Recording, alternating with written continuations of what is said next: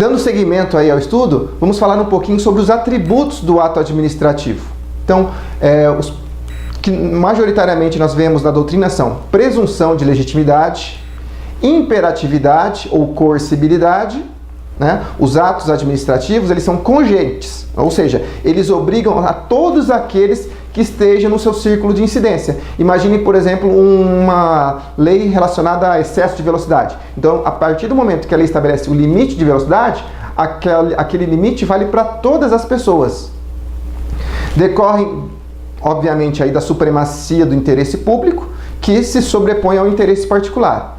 O segundo elemento, como eu mencionei com vocês, é a autoexecutoriedade. Então, o ato administrativo, ele é executável por si só, ou seja, eu não preciso pedir uma autorização judicial, eu não preciso conseguir uma liminar, uma autorização para praticar um ato administrativo. Então, uma multa de trânsito, que é um ato administrativo. Se o guarda visualiza que você está em situação de ilegalidade, ele simplesmente aplica a multa, em determinados casos vai até guinchar o carro. Então isso não depende de uma autorização judicial. Então o ato administrativo, ele é auto-executável e ele tem essa presunção de veracidade, a presunção de legalidade, ok?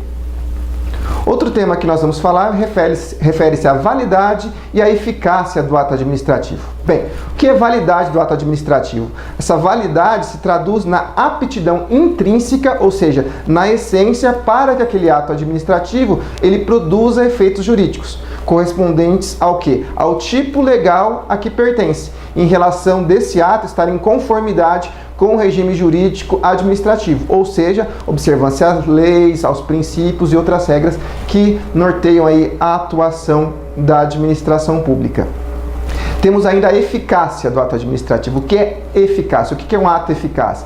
Ato eficaz é aquele que possui aptidão para produzir os efeitos previstos naquela lei de regência, ok?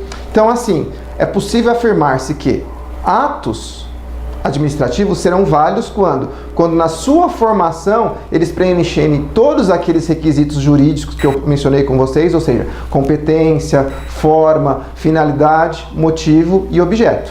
Ao contrário, os atos serão nulos quando eles possuírem vícios insanáveis, ou seja, quando há um vício no requisito da finalidade, motivo ou objeto. Observe aqui que eu só mencionei 3 dos cinco elementos dos atos administrativos. Por quê? Porque eu tenho uma outra categoria.